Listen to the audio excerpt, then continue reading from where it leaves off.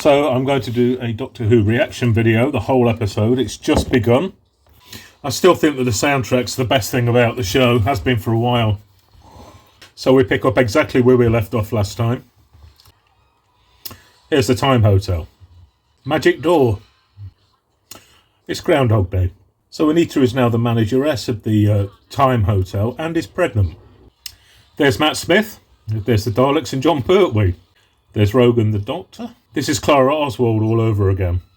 We've got somebody who's dipping in and out of the Doctor's timeline. Oh, she's heartbroken because she's realised the Doctor's not straight. So the Ronnie didn't know about the Time Hotel because Mrs. Flood had Christmas off.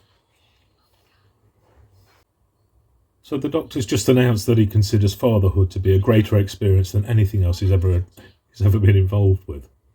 Our Doctor Who is now wearing a skirt. So we've gone back to the misogynistic wish world where a woman is still in charge of the insurance company, which doesn't make much sense. Skirts of the future. So he's managed to release Unit from the spell of the wish world by overloading the bullshit factor. Rosie's back. Conrad couldn't conceive of Rosie, so she wasn't in the wish world. So Unit's using these hitherto unmentioned chips that every unit member has inside their bodies to awaken them from the spell of the wish world. Oh, and they flash red through your neck. So we're just coming up to 14 minutes in and it seems like everything has been reversed. Unit are now up and running. The Rani can't find the Doctor, who didn't fall into the underworld after all. Mel just arrived on a scooter. Oh dear. Oh, Mel is not coming off well in this. Bonnie Langford, what are you doing?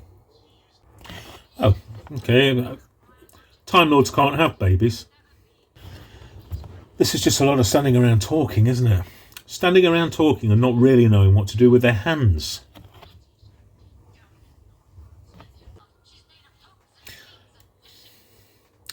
The only character that I can really relate to in this at the moment is Poppy, because she really does look like she hasn't got a clue what's going on. Screwdriver standoff. Send in the bone beasts.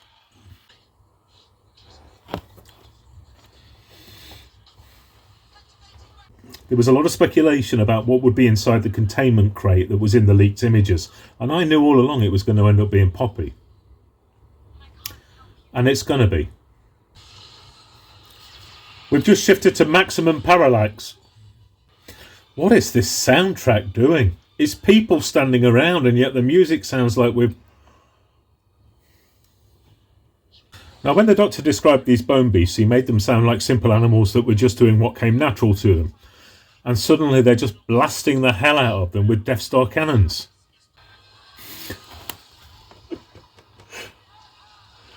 The unit building has just turned into the Pirates of the Crimson Life Insurance. They are now sailing the insurance seas. There is nothing original in this at all, is there? Okay, the Doctor's now riding his Hawkman rocket cycle. The music is telling me that it's exciting. I'm not convinced. We're approaching the 30-minute mark, and the only real questions that the show has answered so far is, will he enjoy the first 30 minutes? It's a bit rubbish. Okay, Ruby's going to confront Conrad. She said she's going to punch him. Okay, the Doctor's admitted that he wants to see Omega. Conrad never mentioned his father. Toxic masculinity born of toxic masculinity. Okay, we're approaching the midpoint. So, interesting that they're bringing Omega in so early. Oh, wow. Omega has become the hybrid alien from the end of Alien Resurrection. The God of Time. They actually did a two Ranis joke. Good night from them.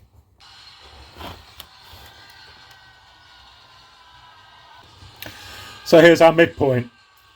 The Doctor is ghostbustering Omega back into his box. Ruby has just wished that Conrad could be happy, which is quite nice. What an absolute waste of one of the greatest classic Doctor Who villains of all time. Ruby's now got wish breath. So the TARDIS has its doors back. I don't think they're going to explain what happened to it, or where it's been, or how it came back. Poppy and Belinda, they've become a sort of familial Schrodinger's cat. They're in a box and he doesn't want to open it in case opening it proves that they no longer exist. So he's opened the box and both Belinda and Poppy are fine. Phew! So everything appears to have been resolved, but we've got half the show left. So the Wish Baby is going to be called Joe Sunday. Apparently he's human, but they don't know when he was born. The Doctor's going to now throw the star certificate into space so that the robot planet robots can find it. Dreadful. We have May the 24th. There's really not long left now, is there? Millie Gibson's kind of carrying this part of the show, to be honest. Everybody's reminded the Doctor of what a hero is, and yet there's absolutely no explanation as to why he's forgotten. This soundtrack's well over the top. 10 minutes to go and the Doctor needs to find Poppy. I remember a press release from Russell T Davies where he said that he and his team were running around the office laughing about how clever they were being. It didn't get to the screen, did it? Oh, we're seeing all the Doctors. Jodie's back. Is she wearing a wig? Where's the Toy Master? Where are the gods? What was Bi-Generation all about? Timey-wimey. All these faces and we never really change. You do. He loves the Doctor. They brought Jodie Whittaker back just so that she could say that she loved Yaz. It's that Tennant Piper moment, isn't it? It's the same thing over and over and over again. The Doctor is palpitating the hell out of the TARDIS at the moment. He's gone full on Sidious. He's broken the screen and now he's touching grass. Oh, is he going to meet one of the old Doctors? Is he in that weird place? Got 5 minutes. Okay, he's just gone to see Belinda and she's got Poppy there. Belinda now lives in one of the most autumnal coloured houses I've ever seen in my life. They're now retconning a lot of this series to indicate that Belinda was always trying to get home to Poppy. Richie. Her father's Richie. Of course he is. When men leave their families, it doesn't affect girls the way it affects men. Poppy won't grow up to be like Conrad. Everything that's happened in the last series, and possibly the last 2 series, has been a fantasy. None of it is of any consequence whatsoever. Ncuti is the fantasy Doctor. Isn't he, Russell? He's your fantasy Doctor, isn't he? This has been the most incoherent, messy, unsatisfying, irrelevant, misguided, and anachronistic in some ways television show I've seen ever. I can't think of anything that compares. What a shame. What a shame. All that talent. And this is what we get. I think there's going to be a lot more goodbyes being said this evening, Doctor. It's not just Belinda that's walking out of your life. I wonder how much of this is reshoots. I wonder if Jodie was supposed to be in it, or if she was brought in at the last minute as a sort of surprise ending to validate the episode. God, they're dragging this out. Beautiful things can be forgotten. So can not so beautiful things, I hope. You know, tomorrow, this ain't gonna matter. Goodbye, Fantasy Doctor. Goodbye. Oh, look, Poppy's waving too. Goodbye. And there's the TARDIS sound effect. Along with the theme tune, the only iconic elements of the show remaining, I think. Joy to the world.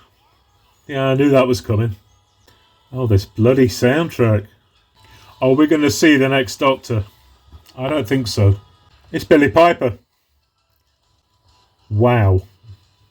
What the hell just happened? Indeed, BBC continuity announcer. Well said. I just want to say, callbacks are not resolution. And we now have two doctors, thanks to the bi-generation, David Tennant and Billy Piper.